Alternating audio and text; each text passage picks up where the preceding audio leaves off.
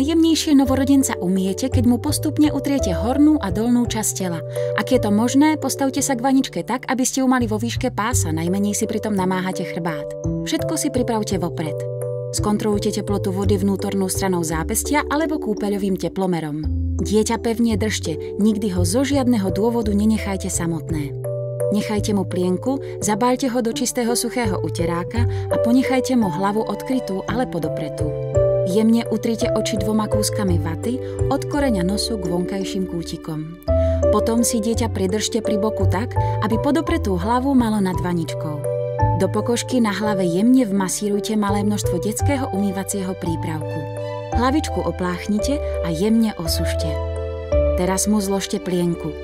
Pomocou miernych a jemných detských obrúskov očistite oblasť zadočka. Pokiaľ používate vatu, kúsky často meňte. Dievčatká vždy utierajte spredu dozadu, aby nedošlo k prenosu baktérií zo zadočka.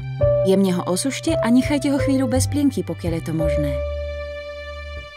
Keď je vaše dieťa pripravené na riadny kúpeľ, vždy skontrolujte vodu.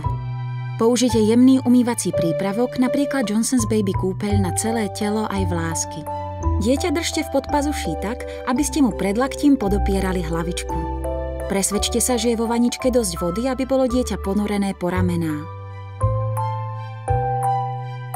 Dieťa starostlivo a jemne umyte, vrátane zadočka spredu dozadu. Dieťa z vaničky zdvíhajte obzvlášť pozorne, môže sa vám totiž vyšmyknúť. Osušte ho dotýkaním, nie utieraním. Je čas ísť spať, váš čas na relaxáciu. Viac odborných rád nájdete na johnsonsbaby.sk.